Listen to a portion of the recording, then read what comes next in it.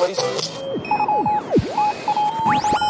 Attention, attention. You are listening to a pre-recorded episode of The Curious Realm.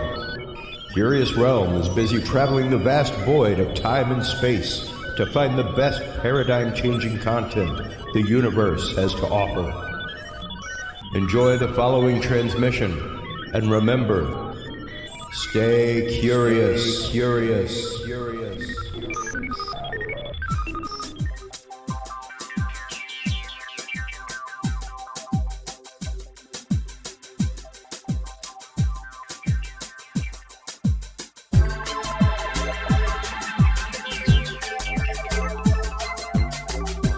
Coming to you from the city of the weird. Exploring topics from the esoteric and unexplored to dimensions unknown. Shining a light of truth on the darkest corners of our reality. Welcome to the Curious Realm.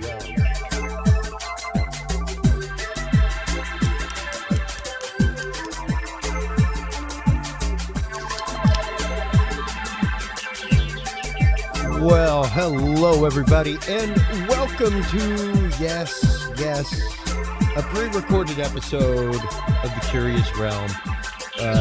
I am once again on the road, but like I told you, I will be back still very soon with amazing guests. We always have great guests, whether we're on the road in a pre-recorded fashion like today, or whether we come to you live every week.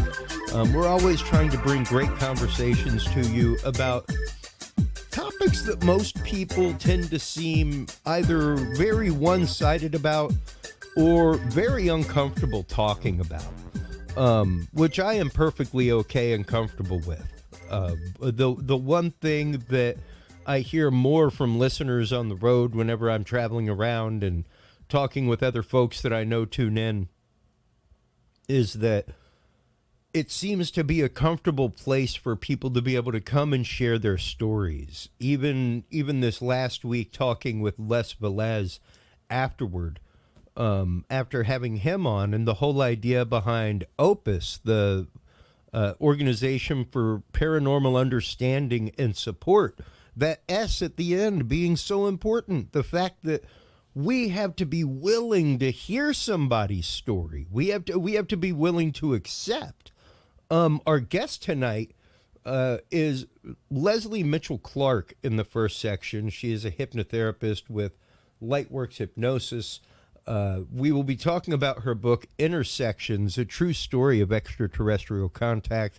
We will be talking about her work over the many years, not only as a hypnotherapist, but as somebody working with experiencers. Not just contactees, but abductees, even people who have had strange births, even people, and we'll be getting into the concept of the seeding and the idea of people who claim to have had alien births. So that's our first topic today, and then we'll have our second guest after the break. But of course, before we have our first topic, of course, there is the News of the Week. News of the Week is brought to you by our amazing Facebook group. Stop on by and join Curious Realm on Facebook. Close to 1,000 followers there in the group now. Well over 5,000 followers on the page. Coming to you soon, we will be live at the Fouke Monster Festival. Fouke, very important pronunciation. Fouke, Arkansas. Our good friend Craig Woolheater is putting on the 2022 Fouke Monster Festival coming up June 18th. We will be broadcasting live. Cannot wait for that. Going to be super fun. We will also be coming to you live in July from the MUFON Symposium in Denver. A great video there from our guest Stephen Myers about possibilities of building of the Great Pyramid. Some fantastic news. Leaked memo showing DHS preparing for violence after the recent abortion ruling. That coming out of Axios. Imagine that. Overreaction in America. Ringling Circus is returning, but the lions, tigers, and Dumbo are not. which is a good thing. We should get back to the traditional clowning of clowning. ABC 7 Amarillo. Hey, Texans, prepare for that annual dust cloud. Yes, that's right. The Saharan dust cloud is headed for some parts of the U.S. this weekend, including Texas, Louisiana, all that good stuff. And apparently, out of CBSNews.com, the China Eastern jet that mysteriously crashed and was being investigated has apparently deliberately crashed into the mountainside, according to flight data on the flight recorder. That is just some of the news of the week coming to you via Facebook. Make sure to stop on by while you are there and check out Curious Realm, curiousrealm.com, as well as Amazon, where you can buy Intersections, a true story of extraterrestrial contact. Make sure to stop on by YouTube and follow Contact TV. That is the YouTube channel of our guest right now, Leslie Mitchell-Clarke. Welcome to the show, Leslie. How are you today?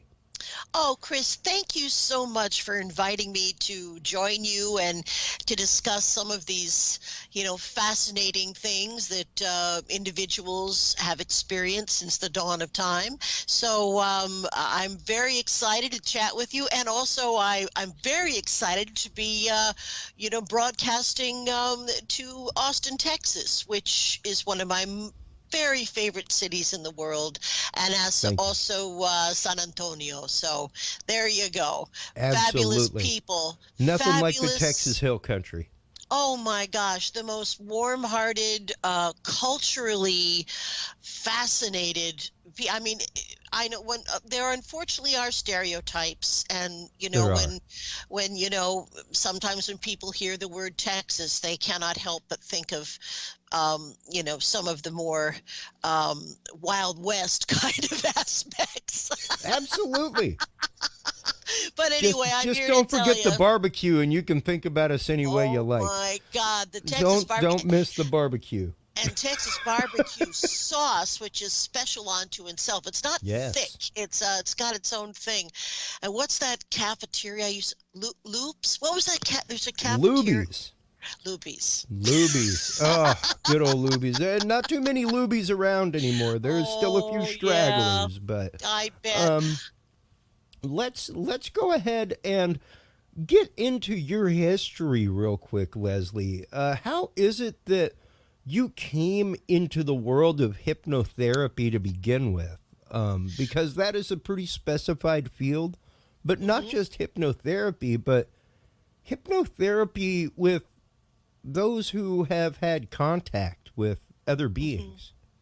Well, indeed. I mean, it was a bit of a circuitous path, but the first thing I will say that I've pretty much, despite my showbiz career, I've pretty much always been involved with mental health care in some capacity. And in fact, I put myself through university just by, working at the state mental hospital as a psychiatric aide, and then later as a psychiatric technician, which is kind of like a psychiatric nurse. So I have, and I'm so bloody old, Chris. I'm glad you've got the good shot of the prepared shot.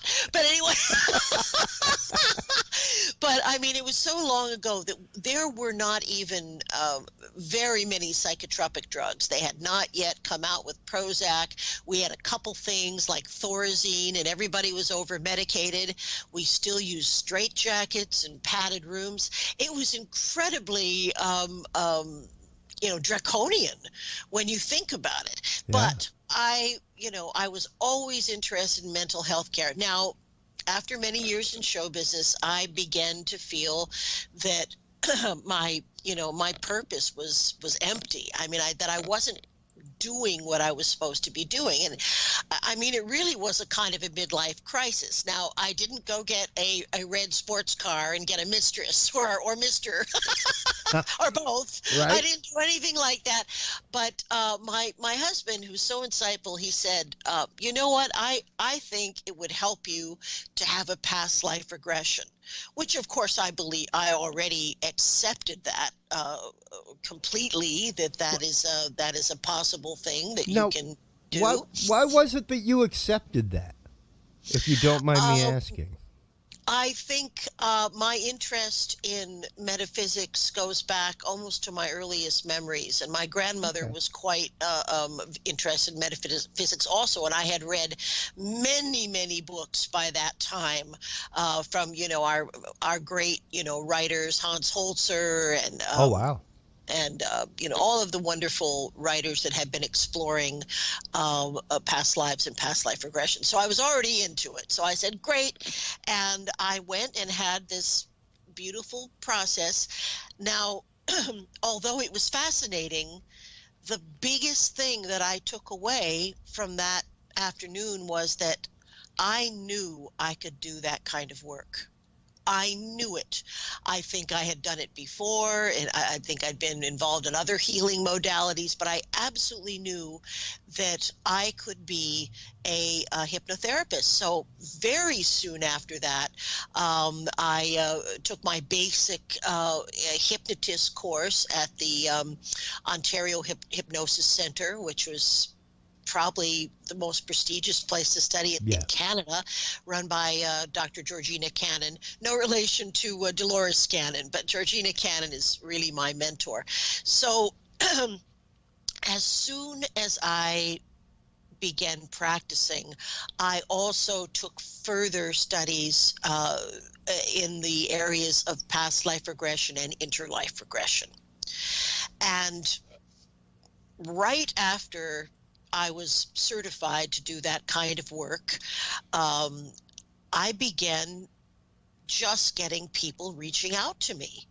And I mean, it was almost, I mean, I think it's, talk about the law of attraction.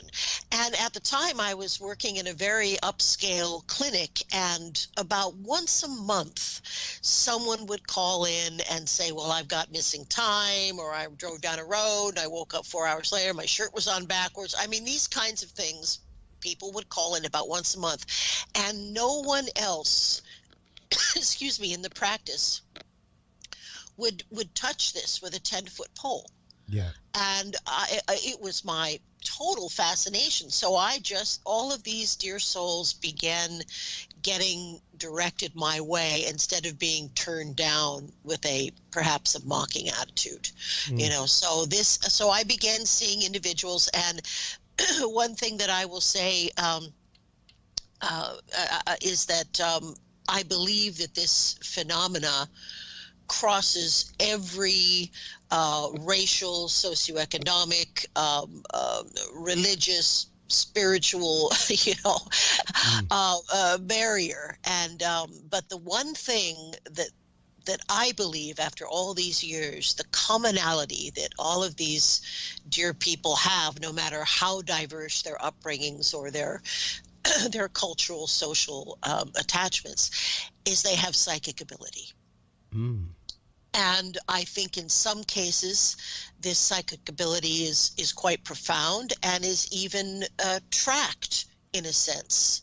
Generationally, it is not at all unusual to find a family line, particularly the females in the line seem to be better carriers of this particular gene setup. I'm not sure. I'm not saying there are not psychic men, because there absolutely are, but in my experience, the preponderance is women. But at any rate, this is what I believe is the great commonality.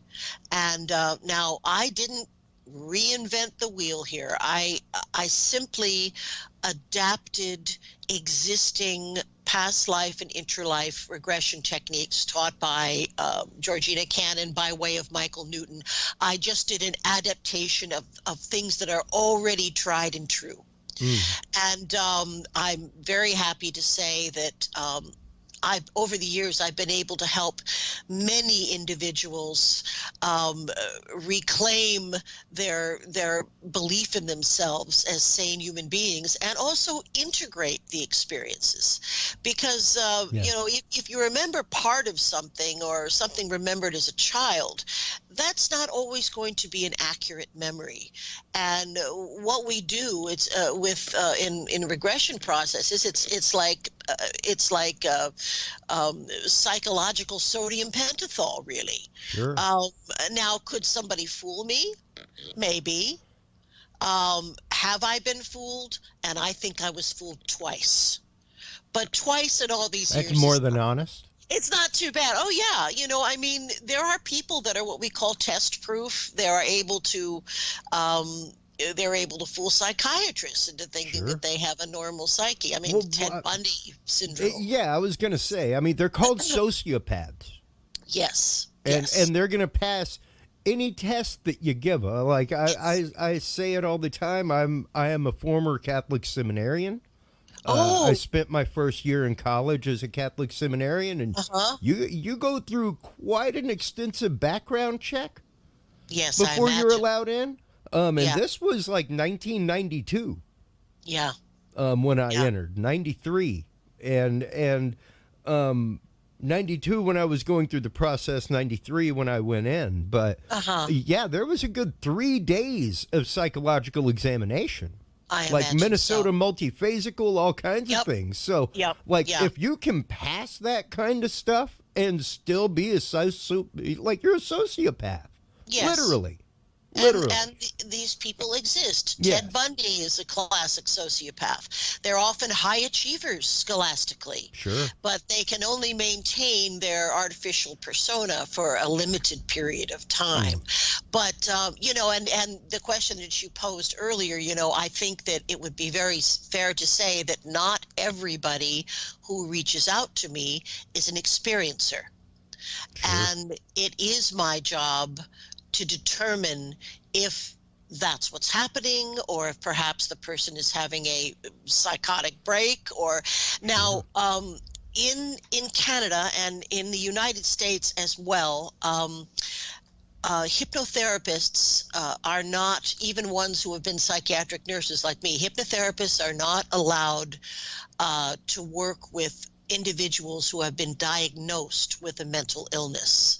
Now, I was not aware of that. That is very true. So this is something we have to always be on guard for if doing any kind of hypnosis, weight loss, I mean, anything. We have to make sure. So generally what I do is I have a pretty involved intake when an individual calls me, and we, if possible, we jump on Zoom, but we can just talk on the phone. And after a good long talk, I am pretty sure what we're dealing with, and I will always err on the side of caution, because you know the Hippocratic oath, first do no harm. If someone has a very complex psychiatric history, some type of dissociative disorder, these people are not candidates for regression. So I have to, you know, be really scrupulous. And as I said, if I have even a whiff of a doubt, I will not do a hypnosis process. But I don't just hang these dear people out to dry, because I think it's possible to be, I guess, mentally unwell in our terminology and still be a contactee. Yes. You know, I don't think that one thing necessarily precludes the other. So thank God I have some very dear colleagues who are psychiatrists and psychologists and psychotherapists who are all open to the encounter phenomena. So I will absolutely refer someone on who can legally treat them. That's fantastic, because now I guess that would be one part of the question is, of course, how do you suss out who to treat, how to be able to treat them, things like that, because of course, like you said, medically it could be the fact that you saw some lights in the sky, you have some missing time. This has happened to you a few times. Have you had MRIs taken and looked into maybe having petit mal seizures? You know, things like that. And of course, those are the things that you need to make sure have been taken care of and been looked into prior to doing anything. Now, at what point do you proceed with a past life? Because I had a good friend of the show who is a past life regressor do one on me, and I recorded it. Oh, good. Yeah. Very interesting. Some interesting things occurred. I do not remember a lot about my experience being in there, so it was interesting going back and watching it again. Mm-hmm. How often is it during a first session that revelation happens? About 99% of the time. I mean, now, I think a good thing to keep in mind is that the people that come to see me or reach out to me, oftentimes I'm, what we say in the States, I'm the last chance Texaco. Many of these, yeah, really, many of these people have been through elaborate neurological testing, MRIs, PET scans, you name it, they've had it done. They've gone into therapy, and the therapist says, or the psychiatrist says, well, there's nothing psychologically wrong with you. So I can't dispute this, but you're not mentally ill, but they don't believe it. So when someone comes to me on a first session, there are a couple of ways of going on the journey. Now, I have a little bit of a rule of thumb, and I know so does Kathy Martin and the other great people who I know who do this kind of work. Unless someone has at least a partially recalled memory of it could be a physical or astral experience. It doesn't have to be in the third density, but as long as there's a partially recalled memory, that goes a long way with, having me work with them, because I really don't go farther unless someone has a series of incidents or at least one partially recalled memory. And so, boy, I forgot what I was going to tell you. I got going on the memory thing, and I sort of lost my own memory for a moment here. But what we find also is that, and this may be something you haven't heard yet, Chris, but we're in the era of the real-time mapping of the brain, and it is the most glorious innovation to have happened during the past couple of centuries, I believe. And there have been a number of experiments involving hypnosis and regression, and hooking up an EEG or brain mapping or whatever they're doing, putting on the shower cap with all the little doodads. And interestingly enough, what has been found overwhelmingly is that when we do regression work, the parts of the brain that are firing are more what I would refer to as the reptilian brain, the amygdala, the ancient brain, the cerebral cortex. And also equally interesting is that, I'm going to sneeze. Oh, excuse me. Equally interesting is that the parts of the brain that generate creativity or are thought to generate creativity are not really firing. So we don't have a lot of, if someone is recalling a legitimate experience, you're not going to see fabrication. You're going to see activity in the deep memory centers. Interesting. And how often is it that you are doing EEG study or anything like that while you are doing a regression on someone? Oh boy, no one has asked me. I would love to participate in something like that. I've done a couple of similar things involving a gal that had an implant removed and then studied. But that particular thing, working with the EEG, I would love to be one of those people chosen to induct the subject into deep trance. Well, so yeah, we should talk more, because I've got an EEG headband and I can actively record the screen of my EEG output. Wow. So yeah, we should definitely do a hypnotic regression and have that up on screen and watch things dip and go places. Well, you must have been in the Franciscan order, were you? Was that did I guess that right? Diocesan. My goodness. Yeah. Okay. Out in the trenches fully. No kidding, man. Well, I'm a good Irish Catholic girl, so it's well, and it's interesting because one of the things that we talk about regularly on this show is the solace of connection, and Yes. the blessed relief you get when you get to tell your story and somebody doesn't judge you, when Oh, somebody doesn't yes. look at you side-eyed, Yep.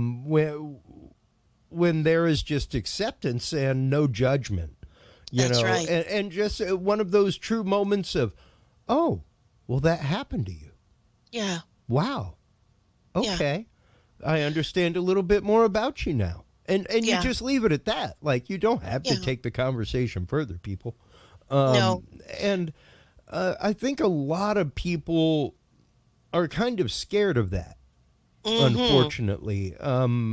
They're scared of that 80% quantitative that they don't know, Yeah, yeah, you know? and it is 80%. And interesting that you should pull up that figure because I was speaking of Kathy Martin. I was just talking to her not too long ago, and Great lady. I should probably, oh, lovely gal. I should probably mention that I have been and continue to be one of the hypnotherapists vetted by Kathy to be a part of her experiencer research program. Oh, wow. And for 10 years, I was referred an awful lot of people through MUFON, both MUFON US and MUFON Canada. There's not that many of us that do this work. Yeah. So, and I have worked a lot remotely too, obviously, especially in our COVID, as we passed through that very, very tough COVID time. But in working with these dear people who have come through MUFON, I can really relax about their mental wellness and their credibility, because they've already been through a experience with a field investigator. Mm. Was asked, all those same kinds of questions. So it Yeah. was always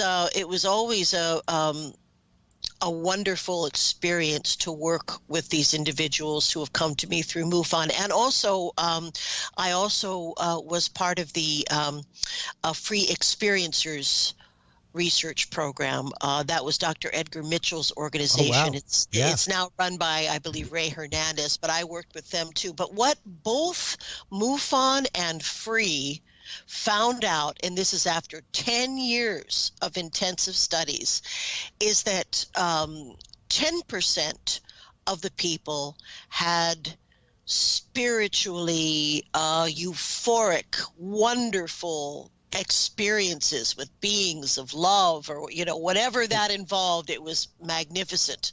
And what about the others? Well, another 10% reported, frightening experiences, and, perhaps, having some genetic material taken, or some of these things that happened until we got into the 90s. And 80, so as you said, 80% of the experiences are in fact benign. So they're interesting, but they are benign. There's nothing to be afraid of. Nobody gets hurt, and often in these experiences, some of the beings that we engage with are very capable of altering the timeline slightly. So that's why when people tell me that they were abducted as little tiny children, my first thought is, well, where are the parents? Where's your mother? Why are you running around by yourself in the backyard and then getting on a craft with this being that you know? Well, I think what happens is when the little children are taken, especially in the daytime, that they have experiences on board the craft, and then the timeline is slightly altered and they go right back to where they were. Yeah. And that may happen. That may happen a lot. Fiddling about with space-time and doing things at the speed of thought. I mean, forget the speed of light. Superluminal light is old news when you're talking about the speed of thought.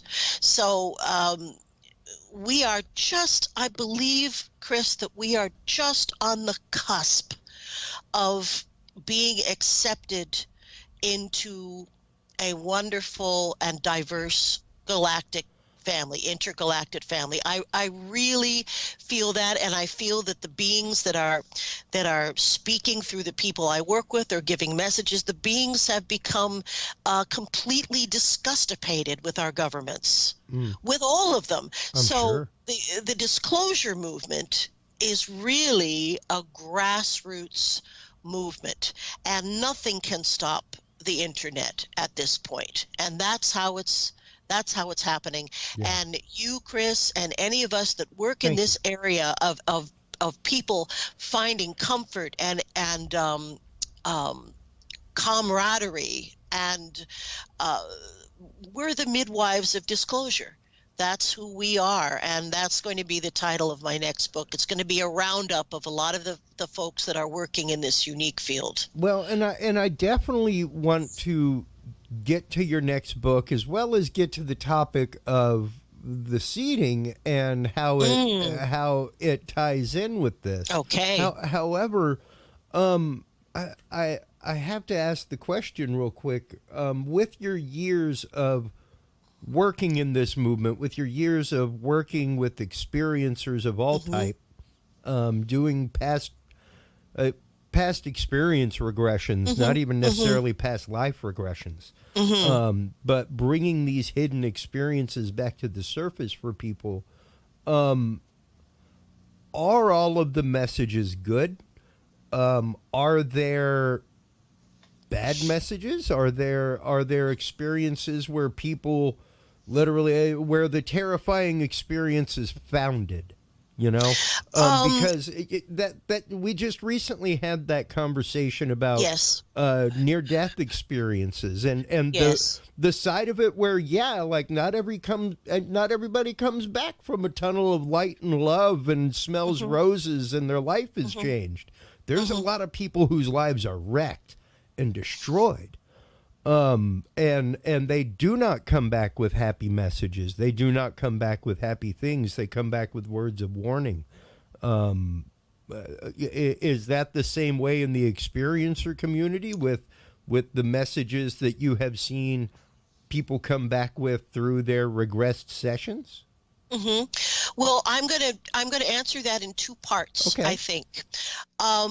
Now, I'm sure that you know all about this, Chris, and I don't want to be redundant, but the types of experiences that people have had that have involved, pain and the taking of genetic material and God knows what was involved in this hybridization program, these are the Zeta Reticulites, the same gray hybrid beings that took Betty and Barney Hill.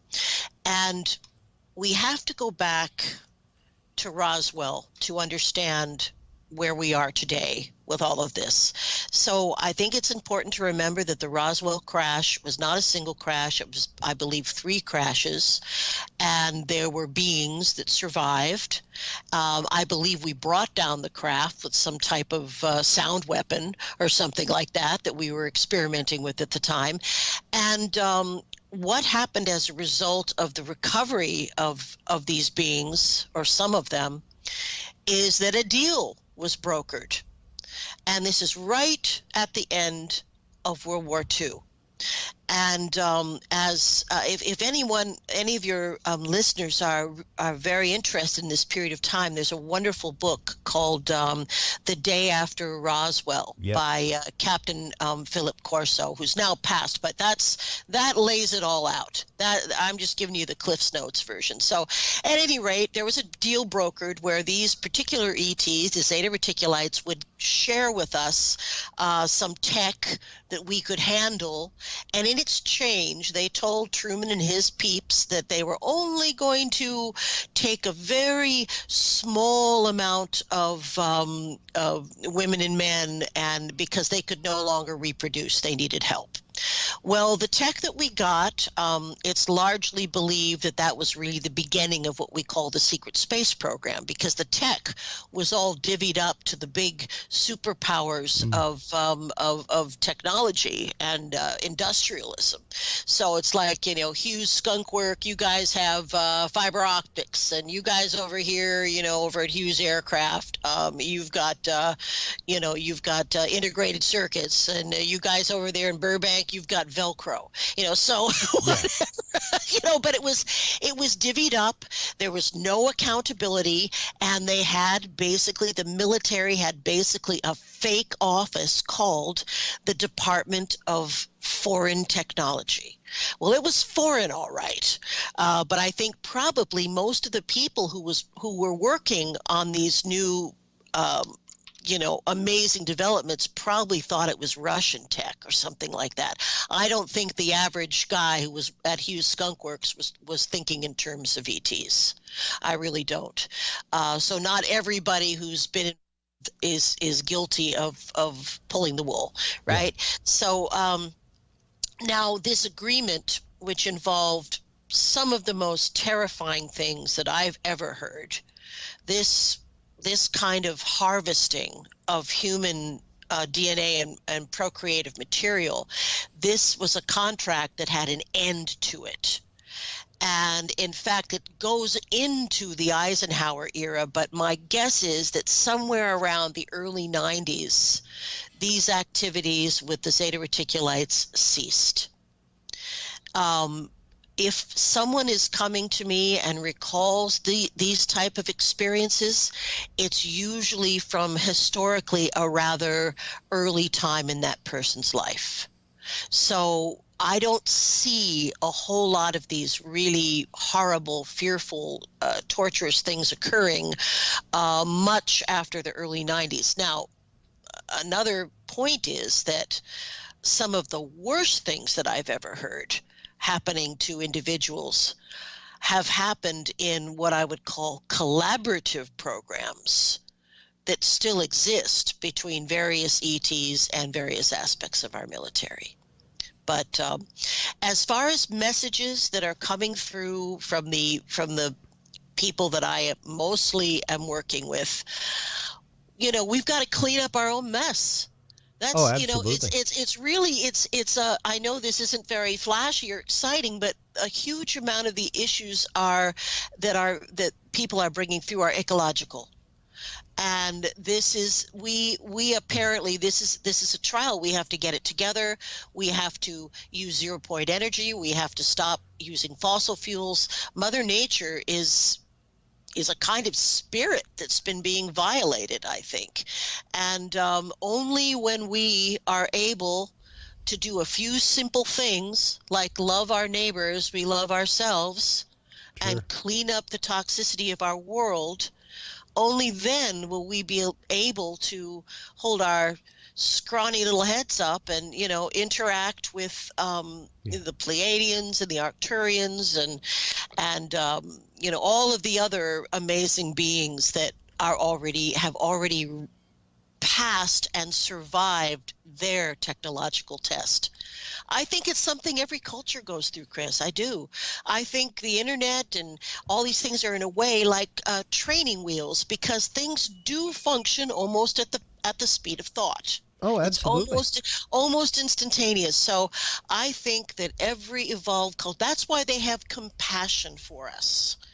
They understand, I think. And we say evolved culture, but I really don't think that even we as a society, Leslie, are more than 2 steps beyond the Pacific Islanders that built that literally built big bamboo airplanes, thinking that the gods had come and landed and left food for them, and praying for their return for like 50 years. That's right, the cargo cult. We are only 2 steps beyond that. That's right. Only difference is we know how to use steel, concrete, and gasoline. The shittiest stuff. Pardon my French. But when you get down to it, and I think that this is a lot of the reason why you've seen the things in the news about NASA bringing in theologians into the conversation and helping fund that study, because when and if disclosure, capital D, air quotes, happens, it's going to be something that, whether you've had that come to Jesus in your world or not, your paradigm is going to be 180 degrees. It's going to be totally different. And whether or not, we've talked a lot on this show about whether or not the disclosure that we are seeing right now is really more our technology and being done quite literally like they just did in the congressional hearing, where the first thing that pops up is national defense. National defense, fear. We need to make sure that this thing isn't attacking. Well, have you tried communicating with them and asking them what their intentions are? Oh, no, absolutely not. Well, that's quite literally their their answer. Like, hey, have you even warned them? Like, hey, just so you know, coming into U.S. airspace, coming in a little hot. Yeah. My name's James. What's yours? No, sir, we haven't. What? Like, yeah. Well, I don't believe any of that. I really don't. We have two parallel space programs going and military programs going. There are trillions of dollars that have been leached out of the U.S. Treasury by this duplicitous thing and this insulting thing of us being treated like children, that we cannot accept a mathematical probability that there are other beings and that they've engaged before. And think about the media that is now. I mean, Ancient Aliens has been one of the top shows for like 16 years. I have more faith in people that that we can learn and accept and grow. And especially when they, when people are able to see that many of our cousins look so much like us. And I'm personally of the viewpoint that we have a lot of Pleiadians and other people just walking around, just preparing, helping, doing whatever they can do. But so, and as far as our, I'm going to call it the God spell, our desire to venerate a being. These are old Anunnaki and absolutely. And whether or not you believe that the Anunnaki conducted genetic experiments and took a sort of a Neanderthal or a Denisovan or some type of being and did a kind of an Island of Dr. Moreau thing and upgraded that being into a humanoid worker. They fiddled about with the DNA. They didn't want us to be able to elevate ourselves spiritually, but there was no stopping it once the Anunnaki DNA was involved. And that, my friend, I believe, is the origin of original sin.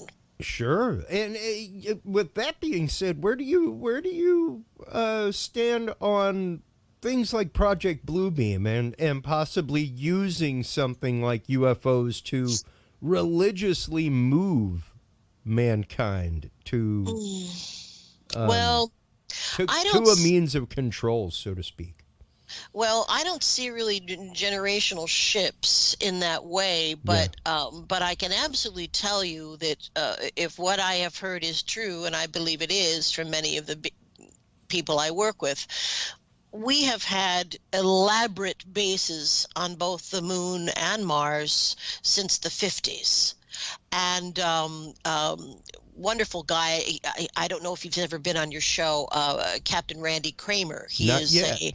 what a wonderful guy. But he told me, he said, the way with what we have done with our international cooperative bases, and they're all internationally cooperative apparently. He said we can pretty much control who comes into our solar system.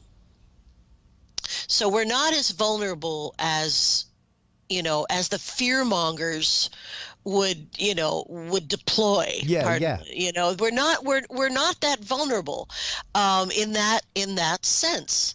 So there you go. Okay.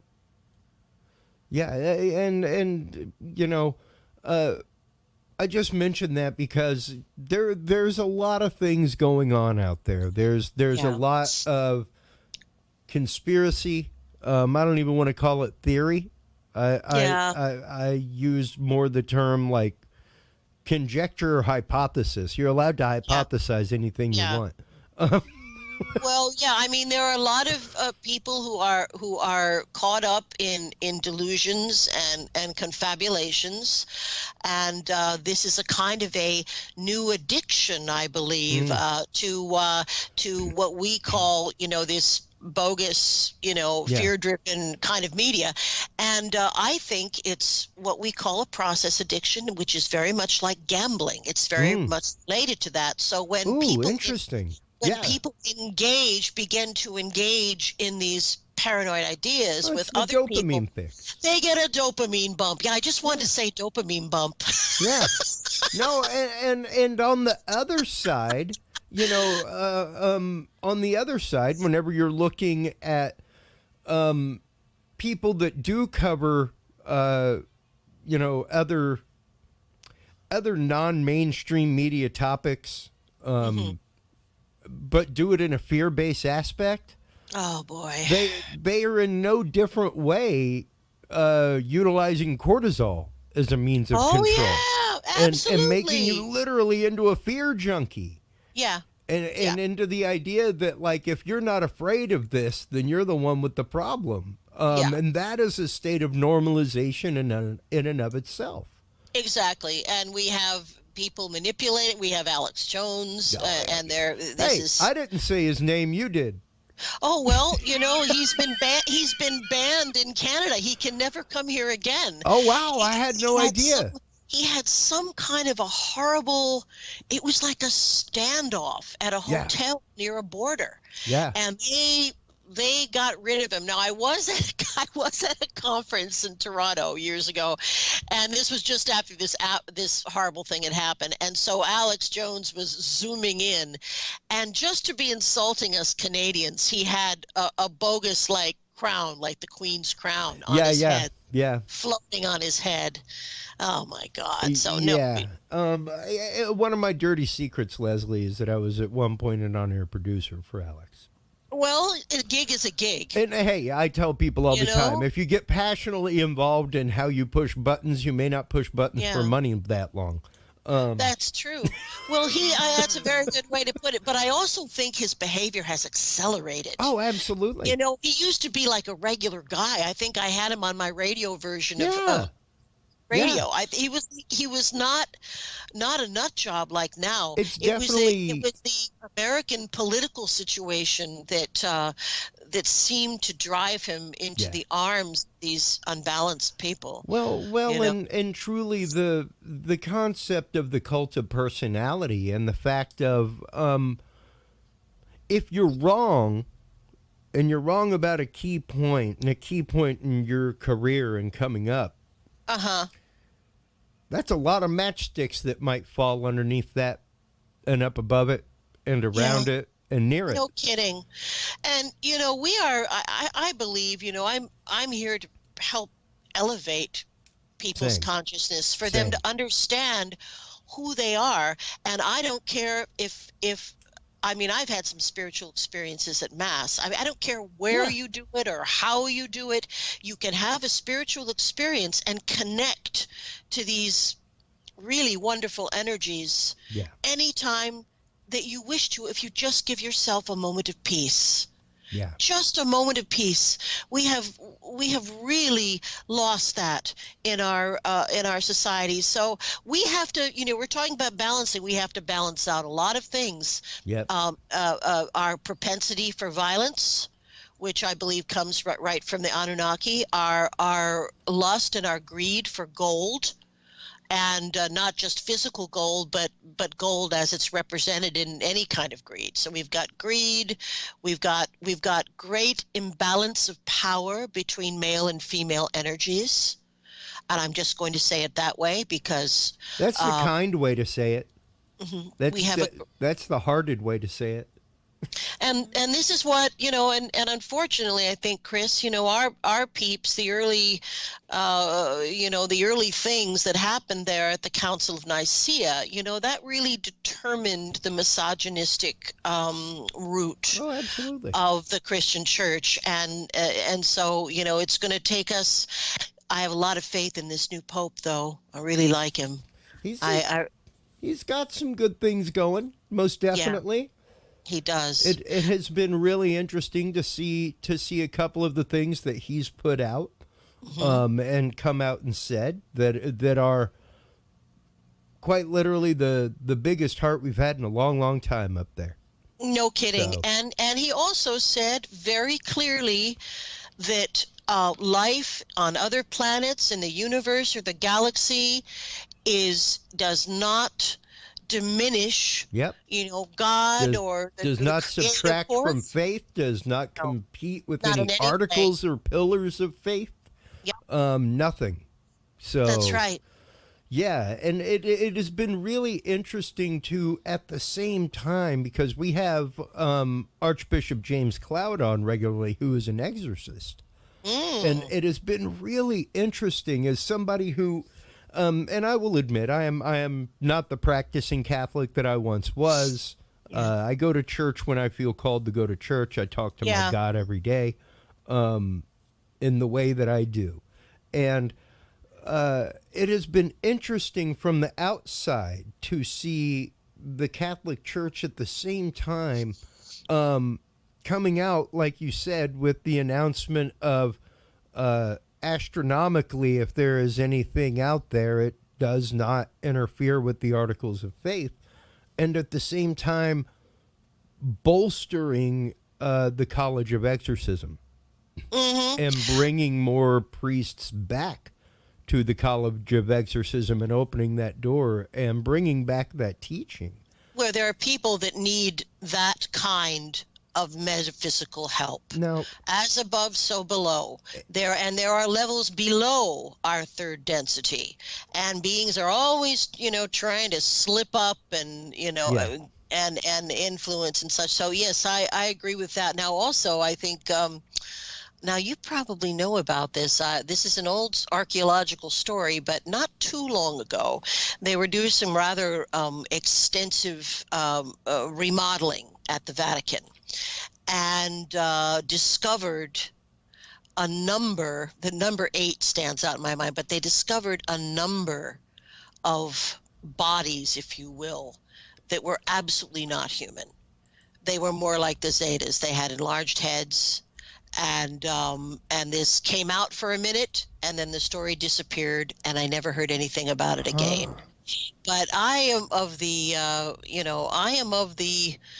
belief system that the Vatican actually knows a lot more about everything than they have ever admitted.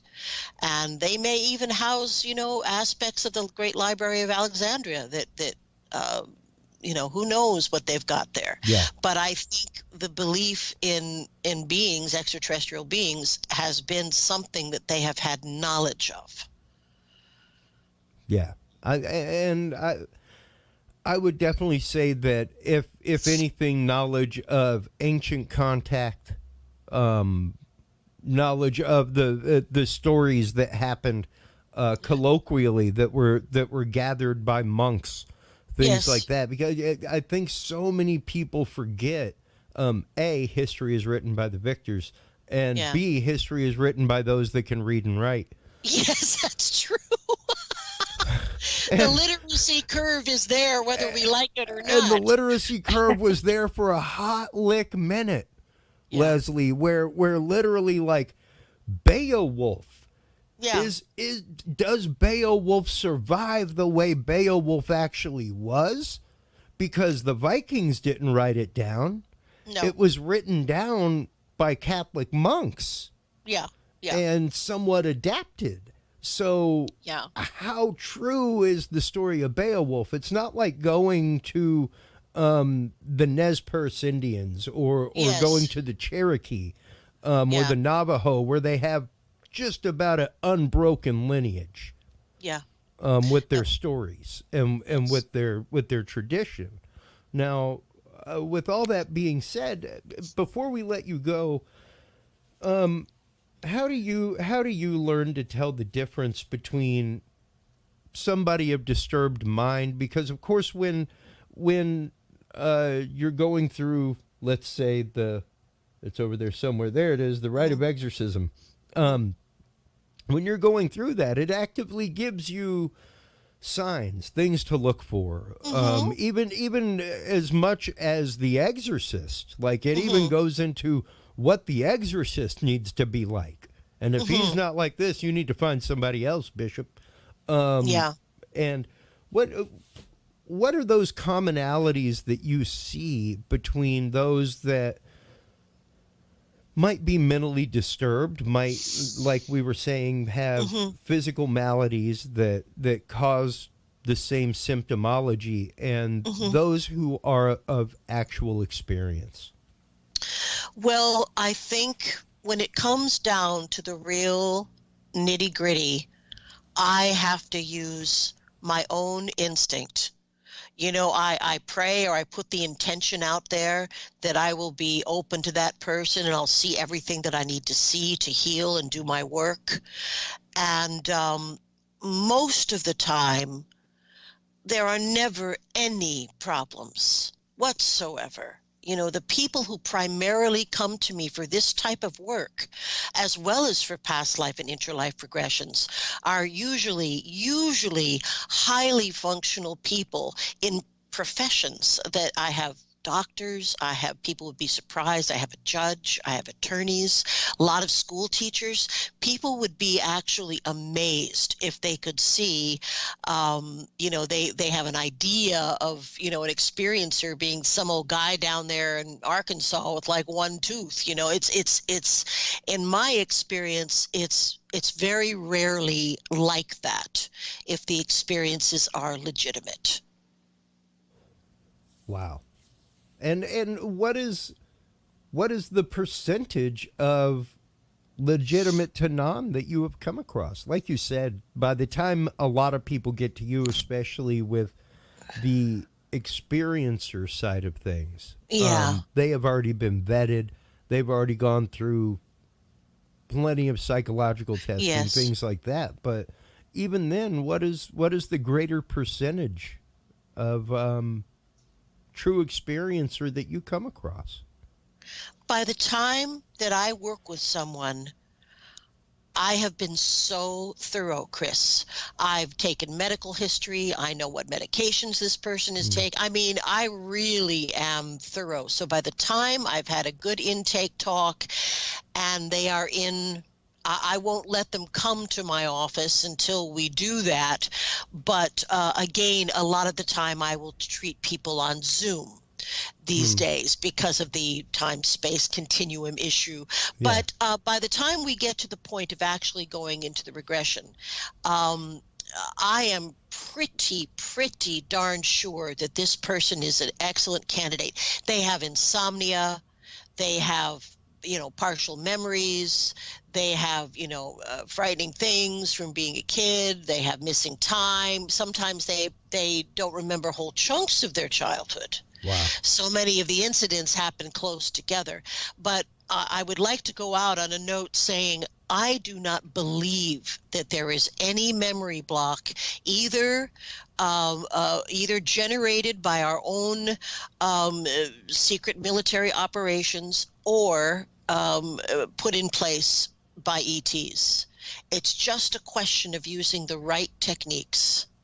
Nothing is lost. Nothing is lost. Yeah. And, you know, so there is, even if you feel like you don't remember much, you know, you will be usually amazed at the power of this process. I would venture to say the same thing, mainly because the power, not just of our imagination, but the power of our mind to compartmentalize pain, to literally flip it off like a switch. Yeah. To the point of being a different person. Yes. It's very, very powerful, and it's very interesting. I cannot wait to have you on again and again, Leslie. Oh, thank you, Chris. I would love to join you anytime that you'll have me. That would be fantastic. Anytime you have new research coming out, new books, things like that, please do not hesitate to reach out. Speaking of which, it is time for shameless self-promotion, Leslie. Okay. So Well, let everybody know, because of course we'll be adding your books to the Curious Realm store, all that, but tell them where they can go to follow Contact TV.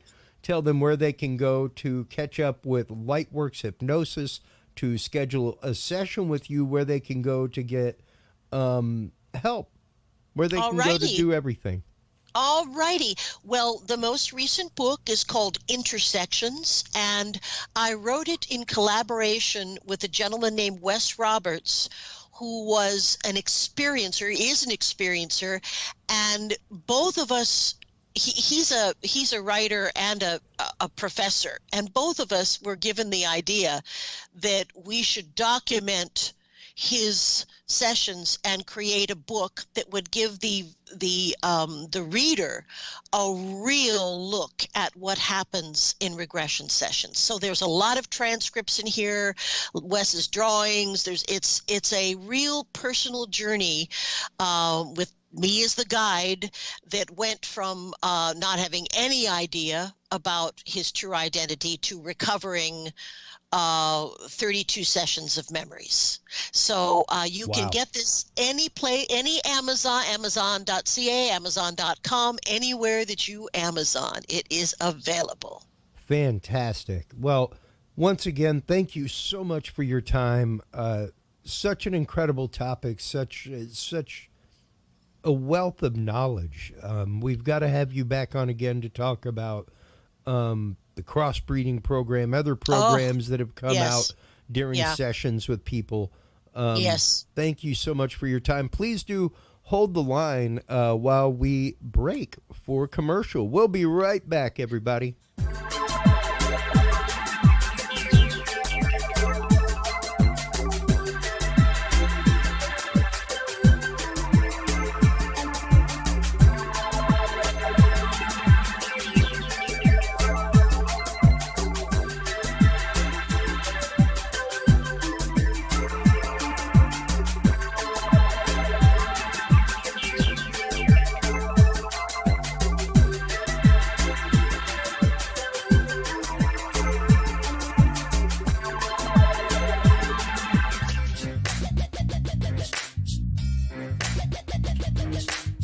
With the rise in attention to the health benefits of cannabis and cannabinoids, including CBD, True Hemp Science has become one of the premier providers of full-spectrum CBD and CBD-related products. Using a proprietary spagyric process, True Hemp Science extracts maximum benefit from the whole hemp plant. Buds, leaves, stems, seeds, even roots. Every part of the plant is used and then reused to formulate a rich, complex profile of CBD, CBD derivatives, and terpenes guaranteed to provide the relief and benefits you need daily. Visit TrueHempScience.com to experience the best CBD oils, edibles, and topicals on the market today. And use code CURIOUS7 to save 7% off your entire purchase of $50 or more and get 2 25-milligram CBD cookies or brownies free. That website again is TrueHempScience.com, and the code is CURIOUS7.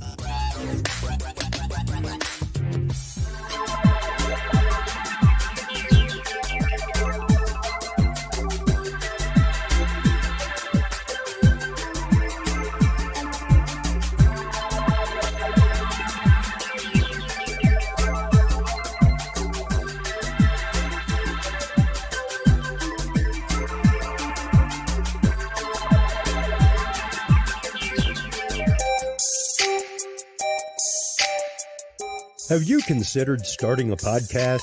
Looking for a way to make your business a voice of authority in an industry?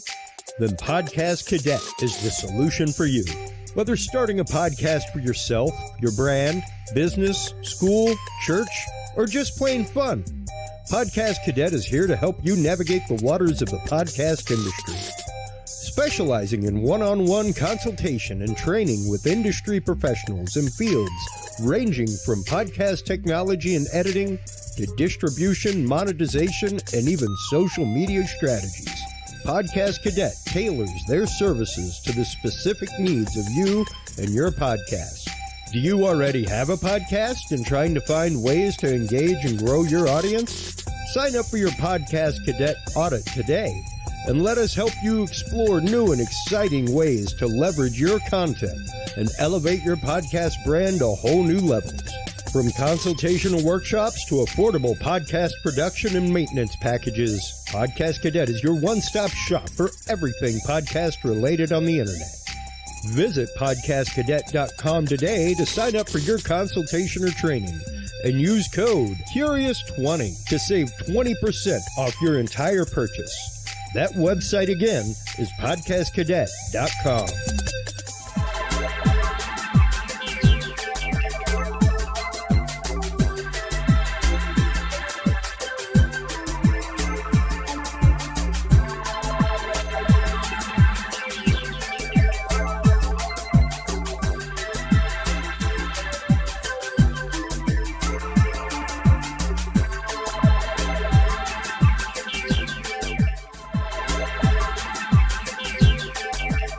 The Curious Realm Podcast is your source for the latest and greatest news and events in the world of the paranormal, esoteric, and forbidden knowledge. And there's no better way to spark the conversation than with items from the Curious Realm store. Choose from fan favorites like hoodies, mouse pads, coffee mugs, and more. Buy books and items from your favorite Curious Realm guests. Get your hands on the latest gear for paranormal investigations and experiments we discuss on the show. Open your web browser and stop on by the Curious Realm store at curiousrealm.com/store to buy the latest Curious Realm wear and out-of-this-world gifts for yourself, your family, or a mind that you want to open. That website again is curiousrealm.com/store.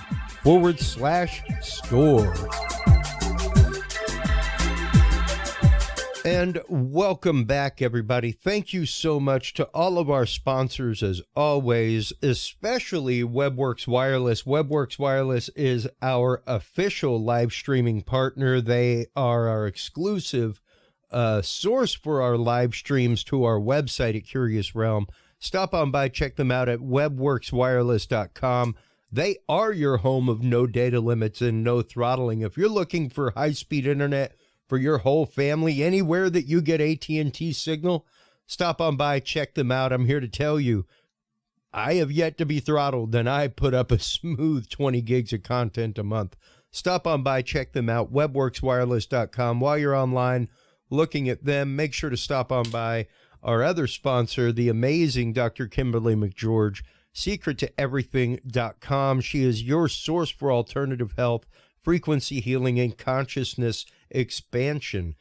Stop on by, check her out. Amazing stuff there.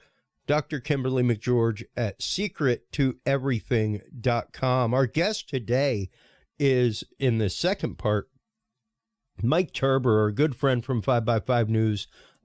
This last week, the actual congressional hearing, it wasn't really a hearing so much as an intelligence briefing on UAPs came forth. Now, this is the first time that this has ever really happened on this scale, and the first time that we have ever really had cameras present. Now, granted, there was a closed door meeting that happened afterward, which you will hear referenced a couple times.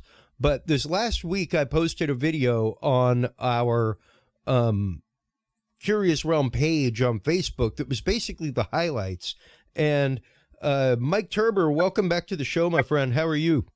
I'm doing good, sir. How are you? Doing great, as always. Ready to tackle this bear of a topic because it really is very interesting. I know you and I have been covering this basically since it happened. Right. Like since we met from Shannon Ray Caffey after the whole incident at Mandalay Bay. And we've covered a lot of these things that have already come out, you know, the Lua Elizondo clips, stuff like that, like as it happened, the supposed raid on Area 51, the Naruto run, all kinds of things. And even the UAP document that came out that was what was it? I think officially 12 pages. Yeah. A huge document, you know, decades in the making. I think I was actually talking to the guy that had organized the Area 51 raid, and then remember I told you he's changed his mind, and I was talking to him while you were talking about him, and it was quite a crazy conversation, because right when you said something, he was right there, and I said, "Well, I'm talking to him right now." Yeah. Awesome. To see us come to the point, and like we said in our pre-conversation, right. Anything when it comes to disclosure, anything landing in the halls of Congress, Senate, House, publicly, amazing, fantastic. Yeah, absolutely.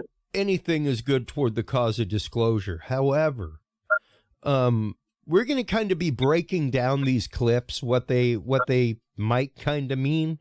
There are a couple moments in there where, well, we really have the old school called it moment that we used to have regularly on the show, Mike, where it's like, well, we kind of been saying that this was going to be the case. So this is classic. Without further ado, let's go ahead and hear at the beginning here from the good Mr. Himes. This is probably starting about 15, 20 minutes into after things really got done with the primer and people started asking hard questions. Right. I think, Mr. Gray, you said something that I want to unpack a little bit. A number of these UAPs, you said, we can't explain. Again, in the service of sort of reducing speculation and conspiracy theories, we can't explain can range from a visual observation that was distant on a foggy night, we don't know what it is, to we've found an organic material that we can't identify, right? Those are radically different worlds. So when you say we can't explain, give the public a little bit better sense of where on that spectrum of we can't explain we are. Are we holding materials, organic or inorganic, that we don't know about? Are we, picking up emanations that are something other than light or infrared that could be deemed to be communications? Give us a sense for what you mean when you say we can't explain. Sure. When I say we can't explain, I mean exactly as you described there, that there is a lot of information, like the video that we showed, in which there's simply too little data to create a reasonable explanation. There are a small handful of cases in which we have more data that our analysis simply hasn't been able to fully pull together a picture of what happened. And those are the cases where we talk about where we see some indications of flight characteristics or signature management that are not what we had expected. When it comes to material that we have no material. We have detected no emanations within the UAP task force that would suggest it's anything non-terrestrial in origin. So there's when I say unexplained, I mean everything from too little data to the data that we have doesn't point us towards an explanation, but we'll go wherever the data takes us. Again, we've made no assumptions about what this is or isn't. We're committed to understanding these, and so we'll go wherever that data takes us. That's very helpful, and so I think it bears emphasis. When you say we can't explain, everything that you can't explain is in a bucket called data. Is that correct? And that would mean data collected by sensors, visual observations, everything that we can't explain, quote unquote, is in a bucket called data. Right. A narrative report from the early 2000s, if it just had a little bit of information on it, would be in our database and it would be unresolved. I would add to that it's insufficient data. I mean, that's one of the challenges we have. Insufficient data either on the event itself, the object itself, or insufficient data or plug-in with some other organization or agency that may have had something in that space at that time. So it's a data issue that we're facing in many of these instances, Congressman. Understood. Thank you very much. Yield back. And that's an important point there. Like he just said, insufficient data from people who may have had something in the area. Right. I think when he said that the category that would be put in is called data, I think I'm guessing what he meant to say was one of the categories that came out in the UAP task force report, which was simply other. Something that we can't explain, We got airborne clutter, natural atmospheric phenomena, Yep. Government adversarial projects, all these different things that can be categorized. We still may not know exactly what it is. We may not know exactly who made it. We may know something is a drone, but we may not know who made it, which would still leave it as technically unidentified. Yes. So there's a lot of things that I know or believe, we'll put it both ways, that they have been able to identify, but that they have not been able to specifically identify something. So it remains in the category as unidentified, which makes it seem like we have a much larger problem than we have, which kind of goes back into some of the areas you and I were discussing earlier. Yeah. It does bring a great concern. The concern that I have is that the image that they're portraying, that they're putting forward, is that we have a problem where we can't identify these objects. They tend to be in our training areas, near our nuclear facilities and whatnot, but also keep in mind that we also have heightened awareness around those areas. So we're probably going to see more things if we're looking for more things, if that makes sense. And I think that some of those numbers are a little bit skewed in the reporting process, or at least in how we perceive the reporting process. That these objects tend to hang around our nuclear facilities. They tend to hang around our nuclear, carrier groups and stuff like this. That was a topic brought up, if I'm not mistaken. That is the next question brought up in my clip. Oh, okay. But in addition to that, later on in the inquiry was brought up the fact of, and one of the interesting things that he mentioned here was known flight characteristics, known signature manipulation. Right. Was mentioned. Mm-hmm. So we know what not only our known means of signature manipulation, but known means of signature manipulation used by the enemy. And we'll get into communication and enemy and things like that here in just a minute. But let's hear what they did have to say about that. I'm all ears. It's also been reported that there have been UAP observed and interacting with and flying over sensitive military facilities, particularly, and not just ranges, but some facilities housing our strategic nuclear forces. One such incident allegedly occurred at Malmstrom Air Force Base, in which 10 of our nuclear ICBMs were rendered inoperable.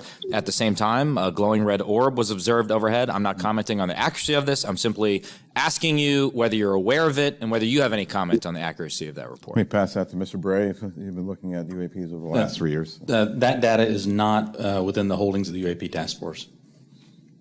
Okay, but are you aware of the report, or that the data exists somewhere? I have heard stories. I have not seen the official data on that. So you've just seen informal stories, no official assessment that you've done or exists within DoD that you're aware of regarding the Malmstrom incident? All I can speak to is what's within my cognizance, the UAP task force, and we have not looked at that incident. Well, I would say, it's a pretty high-profile incident. I don't claim to be an expert on this, but that's out there in the ether. You're the guys investigating it. I mean, who else is doing it? If something was officially brought to our attention, we would look at it. There are many things that are out there in the ether that aren't officially brought to our attention. So how would it have to be officially brought to your attention? I'm bringing it to your attention. Sure, this is pretty official. So we'll go back and take a look at it, but generally there is some authoritative figure that says there is an incident that occurred. We'd like you to look at this. But in terms of just tracking what may be in the media that says that something occurred at this time, at this place, there are probably a lot of leads that we would have to follow up on. I don't think we are resourced to do that right now. Well, I don't claim to be an authoritative figure, but for what it's worth, I would like you to look into it. And if for no other reason, you could dismiss it and say this is not worth wasting resources on. And then finally, are you aware of a document that appeared around 2019, sometimes called the Admiral Wilson Memo or EW Notes Memo? I am not. You're not. I'm not. Oh, man. Okay. This is a document in which, again, I'm not commenting on the veracity. I was hoping you would help me with that, in which a former head of DIA claims to have had a conversation with the Dr. Eric Wilson and claims to have sort of been made aware of certain contractors or DoD programs that he tried to get fuller access to and was denied access to. So you're not aware of that? I'm not aware, Congressman. In my 10 seconds remaining, then I guess I just would ask Mr. Chairman unanimous consent to enter that memo into the record. Without objection. Thank you, Mr. Chairman. Appreciate it. Once again, like, called the task on Malmstrom. Once again. Well, yeah, that, and I mean, one thing I want to clarify real quick. He said Eric Wilson. He obviously he either misspoke or he didn't even know. He's referring to the supposed meeting that Eric Davis had with Admiral Wilson. So it's Dr. Eric Davis, who is my Dunning-Kruger teacher, and Admiral Wilson. Now, it's questionable as to whether or not those existed. Is he referring to the Wilson-Davis document? That's what that is, just to clarify that. But back to the first one. Yeah, and once again, now officially entered into congressional record. But yeah, like he said, the Malmstrom incident is pretty well known. Yep. It's out there. Like, if you watch any documentary, pretty much. Yep. Well, here's the situation with that. The UAP task force was given a specific date range that started from November of 2004 to current. The 144 incidences that they had basically started with the Nimitz event and ended with whatever the latest one was up to the time that they did it. Out of the 144, they were able to identify or basically resolve one, which doesn't give them a great batting record, but it's a start, and I am, and people are going to hear this and they're going to think I'm on one side of the fence or I'm pushing a narrative or whatever. But just to be clear, my stance on this, my personal stance and my professional stance of ASK is that I have a huge issue when it comes to government resources being utilized to study certain things that have either been already debunked or figured out. And of course, people question whether or not they have or not. But at the same time, I am a believer. I am also an experiencer to my degree of my situation that I had with my mother when I was younger. Sure. So I have my own drive is to find out. I mean, I would love for someone to give me the evidence that I sat down and looked at and went, "Oh my God, this is it. This is the one." That hasn't happened yet. It hasn't happened inside the government. It hasn't happened outside the government. It hasn't happened really anywhere yet that we have had that holy grail. Although a lot of people are holding on to things now. The Malmstrom instrument. There's the instrument, Malmstrom thing. The Malmstrom event occurred outside the perimeter of what the UAP task force was set up to study and to provide. Now, granted, even the fact that, like he said, he is not aware of any DOD study into that. Right. And that was the follow-up question was, I can understand if it was never within your purview, but you've heard of the incident, and was there ever any DOD research done into the incident? Not to my knowledge. Yeah, honestly, I think he was put on the spot and was definitely not aware that hoodwink was going to happen to him.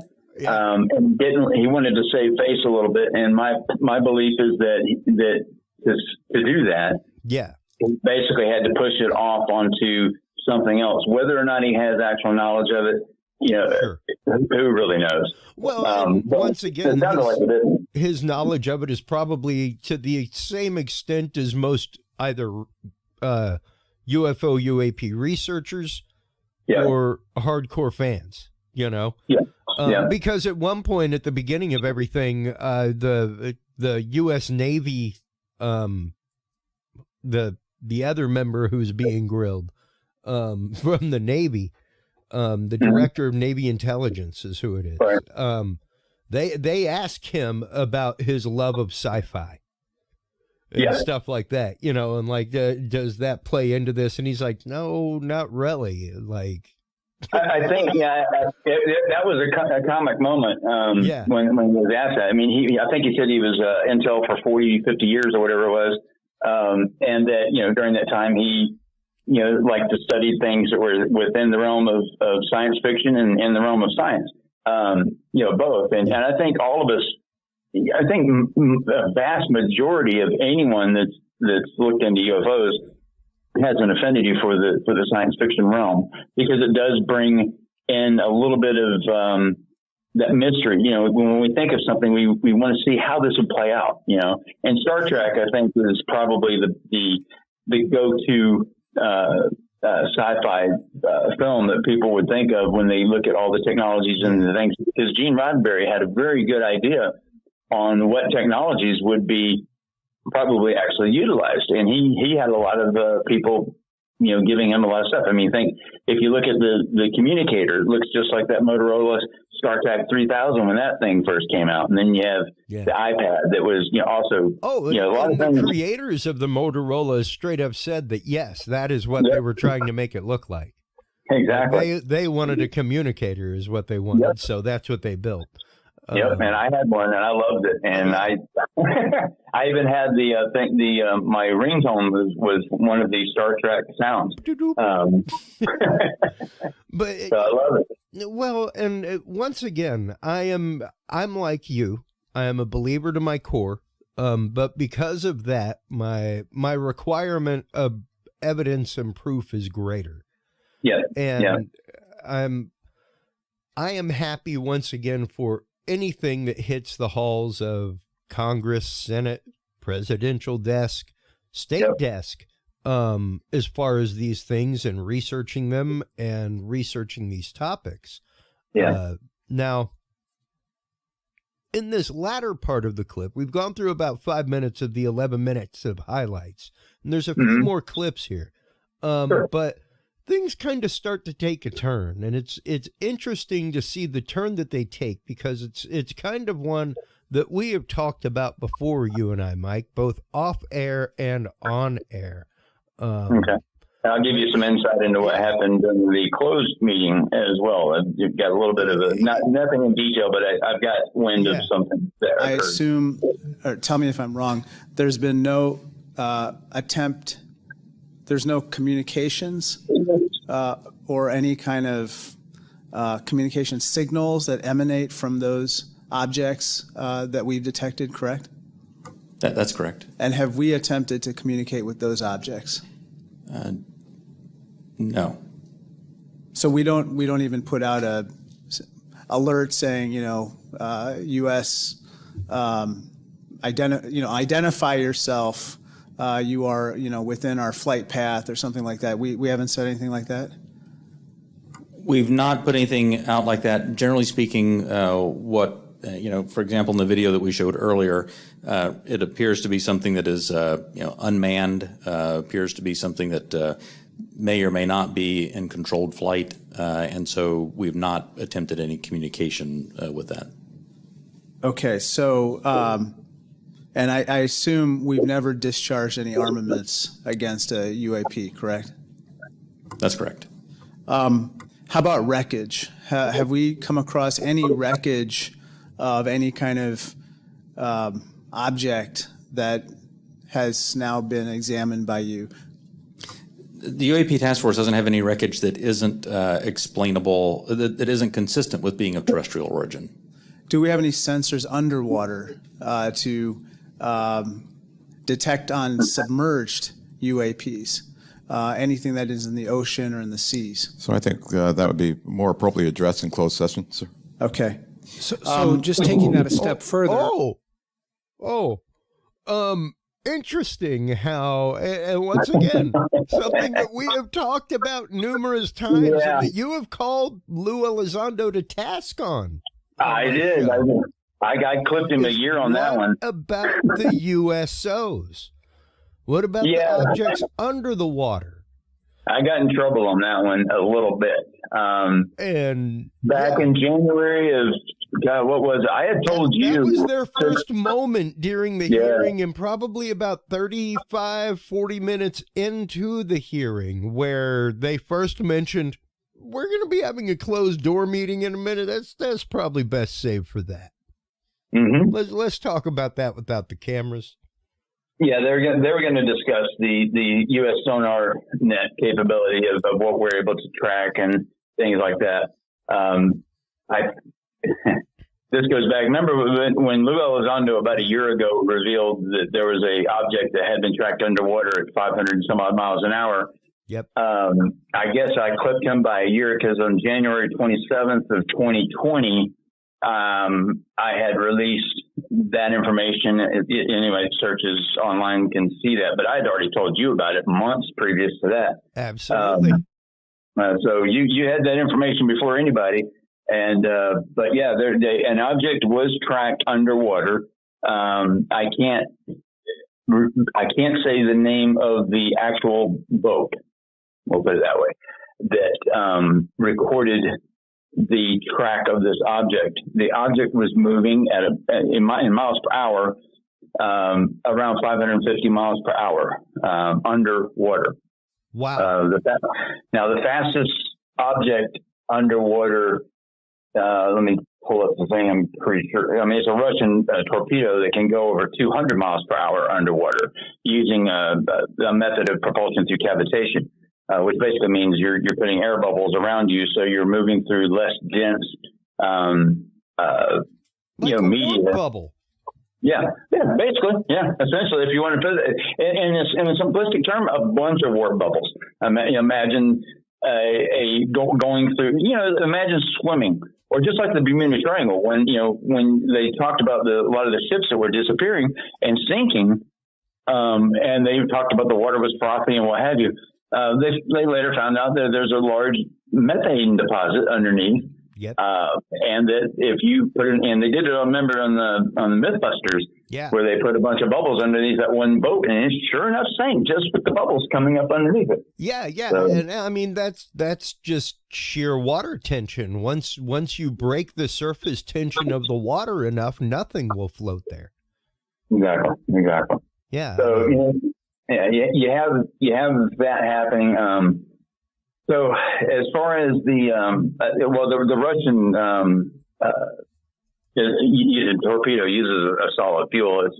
Its highest speed is measured at somewhere around 50 or so knots. Its maximum speed is over 200 knots, which is about 230 miles per hour or so. Yeah. So you're looking at that being the fastest object underwater to date. So by them talking about the United States sonar net. Now, each object underwater has a signature. Actually, let me think if I can say it this way. I'm trying to think of the way to say it. Say it whichever way doesn't get you in trouble by having read-on capabilities. Exactly. That's the way I recommend you say it. This is where a lot of people go. You off showed on us the tater. The question's whether or not you're going to peel the tater, Mike. Oh my God, I feel like Mr. Potato Head. You got to peel my head to see what the hell's in there. The object had a signature that was unknown. So each object that's tracked underwater is categorized and given an identifier, and it could be. We can tell which submarine of foreign adversary or even our own boats as to which boat it is based on its sound signature underwater. Yeah. That's the job of a sonar and radio operator in a submarine is literally to know those different pings and what they are by the size on the readout in front of them. And a really good one would be a person who can recognize some of those just by remembering that, that's this and this is whatever. But the computers do a lot of that work now.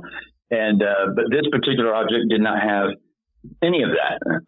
Now, so I'm not, keep in mind, I'm a debunker to a degree, but a debunker doesn't necessarily mean someone that denies that these things exist or that aliens may be visiting us. It's someone that wants to make damn sure that if it is one, that it's legitimately that object. And this one is one that there's a report on it, but there's not enough information, which is what this whole task force situation is about, is there's not enough data to determine what actually it was, and even to include, do we have underwater capability of something similar to DRFM, which is what we do in the air? Do we have the capability of sending out signals underwater to make objects appear underwater as we can do in the air? So that's a big question, and I don't have the answer to that one. I know we can do it in the air, but I don't know if we can do it underwater. So this object for me has been a mystery, and that's why I let that one leak out. Yeah, and we're basically talking about the same laser technology that we've discussed before that can make the visible and infrared hologram of something the size of a jet moving multiple thousands of miles an hour. The main use is called DRFM, which is digital radio frequency modulation, and that allows you to create an aircraft sends out a signal. Like when you send out a radar signal to an aircraft and it pings back to you, you receive a lot of extra data inside that signal that most people, a lot of people think you just see a dot on the screen. But inside that dot will tell you if it's red shifted, blue shifted. In other words, if it's like a Doppler effect, is it coming towards you or is it moving away? What's its speed? What's it made out of? How big is it? All these different things. Well, that can be recorded. And so what happened like in 2015, which will explain a lot of the objects that we're seeing on the Roosevelt incident. If we've seen these things every day for 2.5 years, a company by the name of Mercury Systems creates a device that is the DRFM technology that will record the incoming signature of whatever that plane or missile or whatever it is, and instantly turn it around and send it back out. And they can duplicate that and record it and then send out multiple versions of that signal. So it looks like there's 100 aircrafts coming at you. Yeah, exactly. And this technology goes way back to where, we even use it over Cuba to make them turn on their systems. I think it was a paperclip or I don't remember the present number on that one. But yeah, so that technology exists. And you have to wonder, is that some of what we're seeing now? I mean, are we using it on ourselves? Like I surmise that obviously a lot of the 2015 incidents with Roosevelt, well, a lot of that happened to be DRFM because they even saw the only object that Ryan Graves said that they saw with their own eyes was a cube in the sphere. Well, the classic description of a reflector in the side of a balloon. So, and that's partly used by that. But anyway, let's go back to the UAP hearings here. Yeah. Let's check out this next part. So that misinformation, false narratives, manufactured. So what are the consequences? Are there legal consequences? Are there examples that you can give us where people have been held accountable by this misinformation or disinformation? I can't give you, any examples where somebody's been legally held liable for putting something out there. But well, I guess what's the deterrent from people engaging in this activity? I don't know. I don't have that answer. That's something that, welcome the dialogue with Congress to talk about that with the members who, help legislate those laws to say what should be the legal ramifications that we could use to potentially hold individuals accountable, whether it be citizens or information that might be injected into our media by other forces or countries. It's important that we, as a part of this. So yeah, we got to make sure that we got. I don't really know. I mean, I guess there's really nothing to be done about. I don't know who he's talking about. Never mind the actual funded office of anti-propaganda propaganda. That was funded in 2016 on the way out the door. What do we do with people that fill out these DD 1910 forms and basically check out videos to themselves and then quit? And then quit and maintain their security clearances despite sharing videos that are cleared for departmental declassification, but not for media declassification. Exactly. So. And then managed to get a board membership on the next people who were studying metamaterials from SAME. Imagine that. And maintain your clearance. That's he's been on the hot seat here lately. I don't know. Mind numbing. And not saying it's beyond the government. I'm sure it's well within the government. actually. Sounds pretty standard operating procedure, but you were who we had on because it was just before the Naruto run when conspiracy theory became a watchword. And when it became an actual like algorithmed word, and when we started using the term conspiracy hypothesis, because by all scientific method you are allowed to hypothesize anything. Right. So and I use the term spicy acorn. Spicy acorn. Absolutely. And the thing is, even right there, that is exactly what they were just talking about. And like, you can hear him directly say, like, spreading conspiracy theories or misinformation about these topics. Right. Like, is there a law against that? He's like, no, you guys should really do something about that, though. Yeah, they really should. And I'm in agreement with that because, obviously we know who we're talking about here, and the information is so held close to the vest, so to speak. There's a lot of people that are affected by this. When I did my hoax thing or whatever, I realized immediately that there was going to be a problem, and I needed to reverse and go back through this and check some things out. Of course, there's obviously a lot of good information that was put out with this real information. Sure. But at the same time, I realized the error of the ways and decided that this isn't the way to do this for a documentary, even though the end result was going to be better information. The means did not justify what we were going to get. That's right. So I pulled back. Now, this other individual has been doing what I would say is a very similar thing, especially when he has been informed of certain I hate doing this. He's been informed that much of the information or some of the information that is being put out is factually incorrect, and it should be addressed. And any organization that claims to be scientific in its foundation, or that has that as a basic fundamental part of its mission, would look at that and go, you know what? You're right. Or not even say that I'm right or Mick West is right or whoever's right. Doesn't make any difference.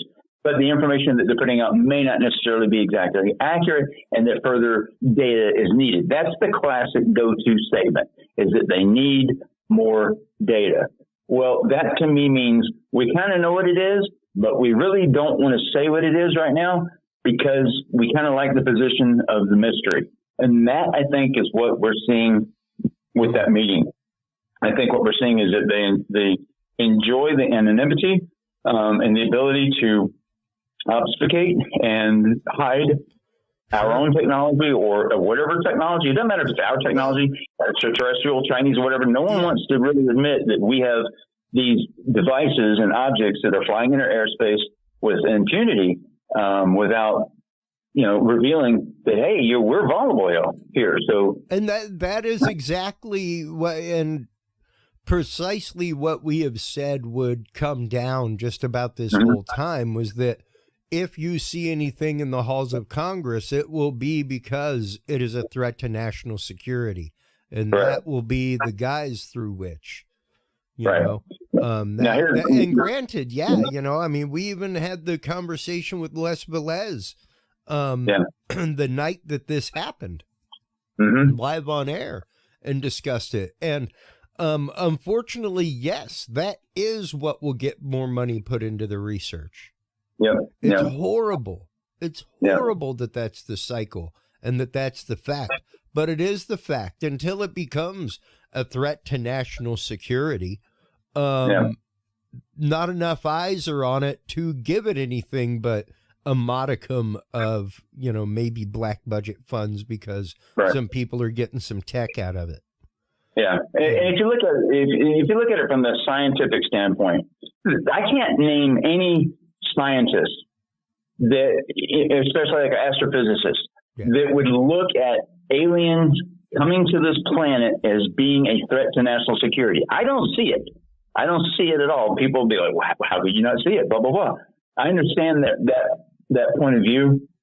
But if aliens are coming here, it doesn't matter. Our national security is not going to go either direction. Yeah, we got much bigger issues going on. Yeah, we're not going to have it independent. Yeah, we got a big problem. There's a lot of other things to worry about rather than having an Independence Day scene play out. Well, and that is most definitely the warnings of Stephen Hawking on his way back to the cosmos was we need to stop beaming this information out there. We need to stop telling them like our genetic code. We need to stop telling them, look, we're on this planet. We're constantly beaming communications. So we're already a beacon. We got 7.5 billion. We got 7.5 billion head of cattle here. That's right for the picking. And if you can get here, more than likely you will decimate any technology we have. Yeah, I mean we're still using like rubber-based fuels to get things up to space. Yeah, and we haven't even got the category one. Solid state rockets in some cases. So, exactly. I don't see it as a matter of national security as far as that level. But what I do see as a matter of national security is two things. One, we have objects that are basically in our airspace that our military cannot identify. Now, and has not tried to communicate with. Right. They have not mission.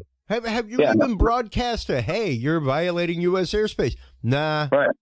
Nah. And we have universal translators, just like in Star Trek, that can broadcast in all languages at once. Yeah. It's just one of those to hear them straight up say like, no, we've never really like, hey, you're violating airspace. Like, pretty sure that's protocol. And here's the bigger problem I have with this. Let's take a case in point. The clip that they showed. We have a F-18 Super Hornet. We have two officers on board. The pilot, your Wizzo. Wizzo is in the back seat. The Wizzo operates all of the electronic countermeasures, all of the systems, all the weapon systems, the optics, everything necessary. What does he do when he is cell phone? He pulls out his cell phone and snaps a video of the object. If I'm sitting somewhere and I because I know the answer, I wouldn't say this. But I would be like, are you freaking serious? That is the clip that they decided to show to the public? Did they show that clip to show that we need money to buy these new sensors? Or did they show that clip for some other reason that just to show the enemy that, hey, when we see UFOs, our pilots, we can't put our, at-FLIR system on it or any of the other optics that we have on board. So what we do is we just flip out our cell phones and start snapping video of it, which I'm not saying not to do that, but I'm saying to show that is kind of embarrassing. It'd be like, wow, that's the clip they decided to show, huh? A little bit. Either that's good and they're talking about disinformation and misinformation. That's classic right there. Yes. You've got a $3 million at-FLIR pod. You've got a multi-million-dollar aircraft that has all kinds of sensors, and this is what you decided to show. Measures, everything, right. and that's just it. They asked them specifically about radionic signature coming off, any RF, any kind of communication. The answer is no. No. There's no attempt of communication being made that they can tell. There is no attempt of communication back being made either. Right. And Mylar balloons are very well known to not communicate very well. So in this particular instance, I believe that the object that they saw was either a weather balloon or a Mylar balloon of some sort, because it has to have something reflective on it for them to even know it was in the airspace to begin with to go look at it. So Mylar balloons actually reflect fairly well as far as some certain radio frequencies can come off of a Mylar balloon pretty well. Your standard party balloon, your standard, happy birthday party rubber balloon is not going to show up on radar. Now, with the current radar systems that we have, and this is exactly what happened with Nimitz, because keep in mind the Spy 1B radar back with Nimitz was just upgraded. As soon as it was upgraded, boom, they start seeing all these objects. Kevin Day was not aware that that system had been upgraded. He did not have the security clearance to even know his own radar system had been upgraded. So a lot of people don't know this information. So since he didn't have that, he didn't know what was going on. So that's what they get when he went through, taking the system down, bringing it back up. Gary Voorhees was part of that, things like this. But the objects came back and they were tracking even better. Now, in my talks with, I guess I'll say his name, Edward Teets at Edwards Air Force Base, obviously Edward at Edwards. He's a weather officer at Edwards Air Force Base. He was my contact when I was talking about the NASA F-18. Well, we'll get into that in another show, but the NASA F-18s that were possibly what the Tic Tac could have been. But anyway, long story short, he and I, as we were discussing it, I said, is it your belief that when the Spy 1B radar was upgraded that they suddenly could start seeing weather balloons? He says, oh, absolutely. I said, and I can't necessarily quote him on that, but I guess I can. I guess I just did. So we both looked at it, and because I brought that subject up, I said, a lot of these objects had not been seen before. Then all of a sudden they're being seen. We didn't have a flood of UFO sightings. All of a sudden, is it possible that they were now able to see an object that previously they weren't able to see weather balloons? Now they can see them. Keep in mind, 1,800 weather balloons are launched every day. Yeah. Just around the United States. So that's a lot of things going up and down in the sky. And it explains a lot. And they travel very, very fast through the slipstream. Some of them are made to travel hypersonically. And the objects that, like Kevin saw, were traveling at the exact airspeed that he indicated. He said they were at 28,000 feet and 100 knots. Well, guess what the wind speed was at 28,000 feet during that time of his observation, 100 knots. So, that to me kind of explains that away. But that's only one aspect of the Tic Tac event. The Tic Tac event, I think, is 3 separate situations that happened that have been conflated. But anyway, so back to you see where we wave off of this. Yeah. Back to the UAP hearing. I think they're in a situation where they don't know how to properly respond. During a public hearing, you have an obligation to, one, is to quell the public's perception that we don't know what these are. We need something. We need something in place to find out what they are. So yes, definitely, by all means, have some sort of task force in place that studies all phenomena, which could include drones, military, could be civilian. We've got drones that can fly longer than 12 hours. A lot of people are saying, Lou Elizondo famously said that we know of no object that can sustain a presence in the air for more than several hours at a time. And there's 2 objects that can do that. One is a balloon. Has no observable, propulsion, I interviewed a drone manufacturer that claimed 18 continuous hours. Absolutely. And that would have to be a hybrid drone. And the hybrid drones can do that. Plus your solar powered drones, are the ones that, are meant to be aloft for a month or 2 at a time. Yeah. And these things are not out of the realm of current technology. This is stuff that already exists. And for those people to be put into a position at the UAP task force or for Lou Elizondo himself to state categorically that no technology exists that can do that, when you and I both know there is technology that exists that can do this, you have to take that into consideration. So it seems like they basically categorically removed a certain series of suspects.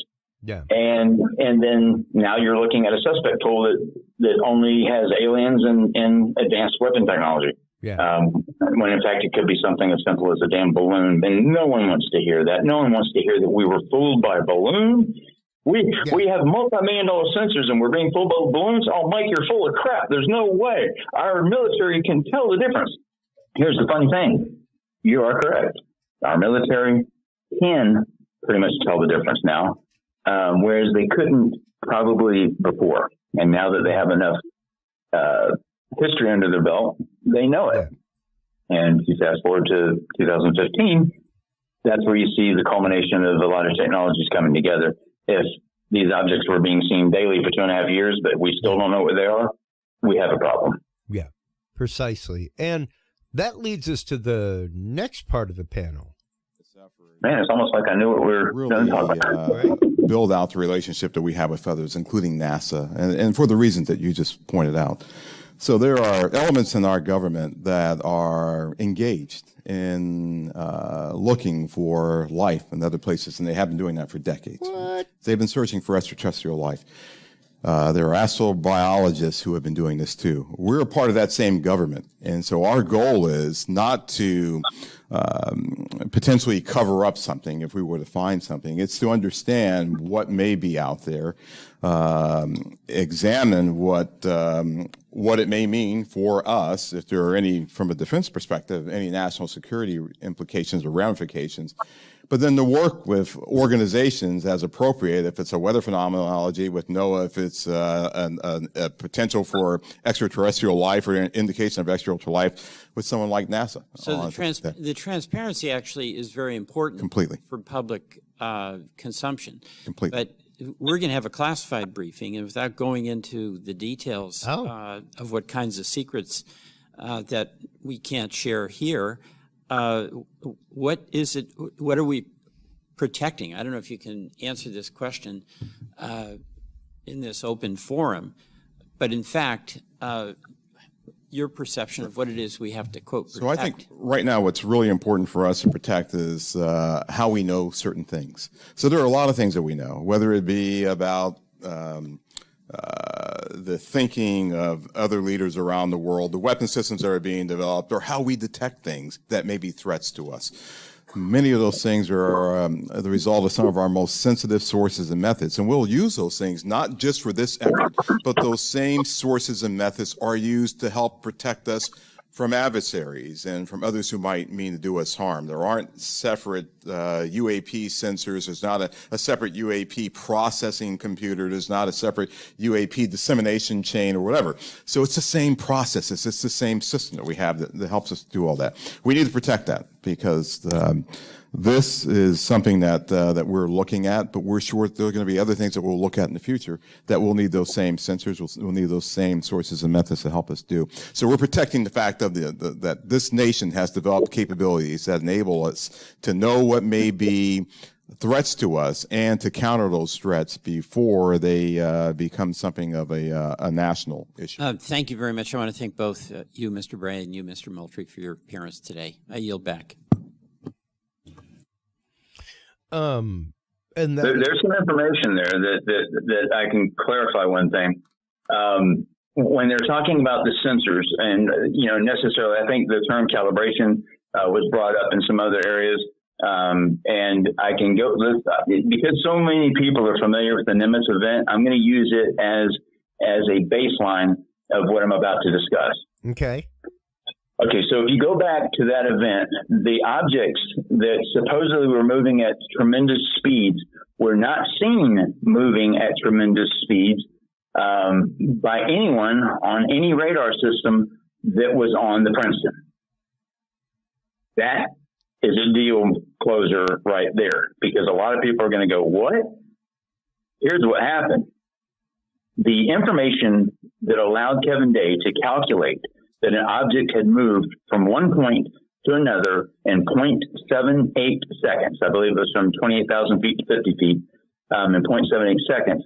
That information was supplied by ballistics. It was supplied because the Spy-1B radar was not specifically set to look at objects that moved that fast.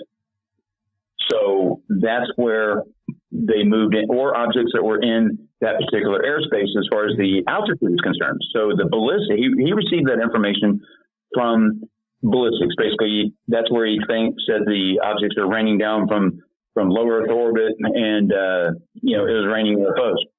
All right, so that's where it came from. So I'm trying to clarify what he stated, and then the perception that people got was that they were watching these things on their radar screen dart around. That didn't happen.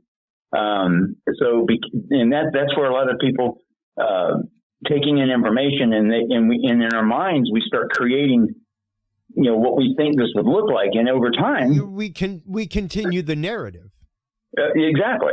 And over time, that becomes an actual memory. Yeah.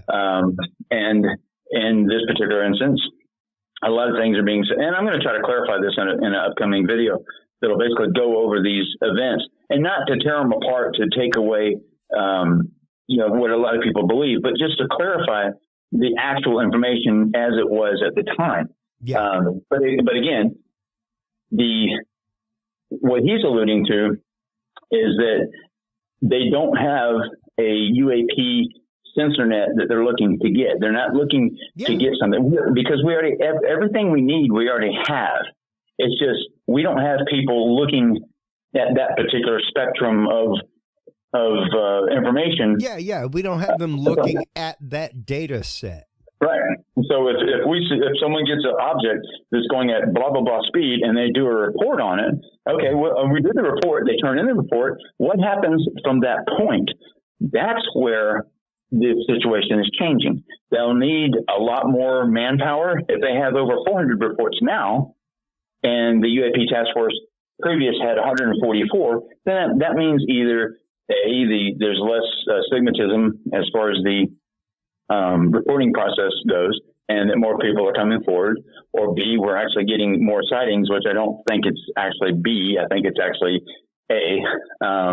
And these things happen. So I applaud that this is being done. I just think and hope that they look outside of their current pool of people to help them determine what some of these objects are. Like I would volunteer Mick West to go do it. I would volunteer myself to go do it. I would do it for free, for no problem. And just to be another point of contention, like if they say, hey, this looks like a blah, blah, blah, what do you think? And that happens all the time. I get that all the time. That's exactly actually how I got involved with the Nimitz thing to begin with.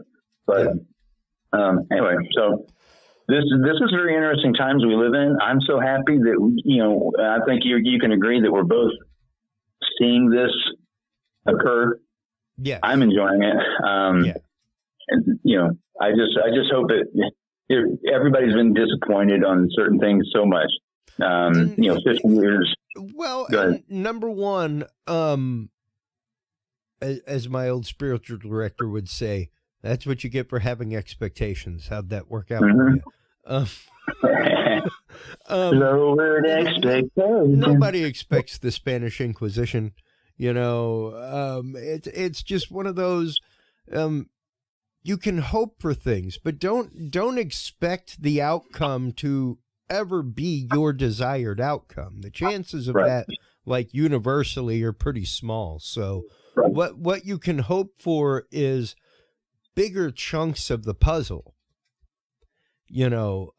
Things like, the UAP 12, the insistence on a document got up enough interest for a briefing. Yeah. And the only that's way where you that have to applaud the effort. The only way that ATIP was going to continue was with a briefing and with a closed door briefing. Further funding into other research and further funding into adjunct research with people like Robert Bigelow, stuff like that. So, and I think they need to even reach further than that. I think they need to reach out to across the floor, so to speak, to the other side of the more skeptical individuals, because it needs to be balanced to a degree. Sure. Watching this hearing was a little bit alarming for me. How so? Because, when you see a group of men stumble around and try to, first off, the video clip that they chose to show was, I would have actually chosen to not show a clip at all rather than to show that one. But their point that they were trying to put across was that sometimes the data that they get is such a small snippet, just like a quick blip, that object only appears on that video in enough clarity where you can look at it for 3 frames. Yep. 3 frames out of 30 frames in a second. So that's 1/10 of a second that object existed, which also happens to be at the airspeed that I estimated that plane, the F-18 was flying at, and an object coming by at a distance that's unknown. I would say it was within a quarter of a mile of the plane, obviously. Puts that object at nearly a standstill. Like it was not, the aircraft, the F-18 was doing all the moving. It wasn't like that object zipped by. So these are quick observation things that I would make, Mick West would make, that a person that's familiar with this type of forensic analysis, or aeronautical forensic analysis, if you want to call that, aeronautic video forensics, would quickly assess. But we wouldn't dismiss it. We would just say, on first cursory observation, I would say that object is probably this or this. Now, you don't want to do a bias where you try to prove that it's that. You still want more data, and that's what all this is about, is getting more data, and I'm all for that. But I don't want data from some wizzo's cell phone. We should have data. Yeah. We should have, like, you had millions of dollars of sensors. Yeah. Why didn't you push the big red record button? Exactly, and then of course they'll say, "Oh, we missed." It's part of your job. Push the button, and they'll say that they have it. Yeah. From in the second part of that, in the closed session meeting. Yeah. And some things happened during that meeting which were a little bit off the wall, but it was a little bit more, I guess, a little bit more specific, a little bit more of asking why it is that this is happening. A couple of the questions that were asked were essentially, why are we having this problem to begin with? Why, essentially just like what I just said, why do we have video from a backseater Wizzo, his cell phone camera? Where's the other data? Well, there really isn't that much other data, because that particular object was not necessarily picked up by that aircraft. It was picked up by someone else, and they were told to fly in that vicinity, and they did. And boom, this object appears, and and then they can get it on theirs. But it's radar reflectivity and all these different things. So you need multiple sensors, including the human eye. I'm so happy that they went and looked at it, and that someone actually did pull out a camera and take a video of it. And here I'm complaining about it, when in fact I'd have nothing to talk about if he didn't do it. So I appreciate it. More data is better. So don't take me wrong. As a live technician, it was painful for me to watch that poor guy try to bring up the frame. Yes. Because that senator, just bring up the frame where it's on there. If you can just bring up the frame, it's like, dude, it's on there for about 3.5 frames. How is he supposed to find that on VLC? Right. And yeah, he's trying to cue that in sub VLC. I'm thinking, oh my God, this is going to be a trip. And here I am. I made a video machine. It would have been hard, but. Yeah, I made a video within 30 minutes of them showing that clip. Within 30 minutes, I was already on it trying to make that video. Yeah. And when I saw it, in just those few fleeting frames, and the first frame is just a black dot in the bottom left-hand corner. You can't really tell anything. Yeah. The second frame, it's more centered, and you can see that it's a spherical, not necessarily a circular, a spherical object, because you can tell depth. Yeah. Even though it's out of focus, you can still tell depth. In the third frame, it becomes a little bit more clear, and then reality sits in. And you're like, oh, okay, it's a blah blah blah, and your mind just goes to that because you've seen these so many times, and they end up being blah blah blah, and you hate it. You want to be that person that oh my God, look at this. This is the first image of blah blah blah. That would be a great moment. There were definitely a couple of moments that, yes, during the hearing, the words closed door session came about, where they were definitely being read into, or read, I guess that's the term, read on they were using in the hearing. Read on.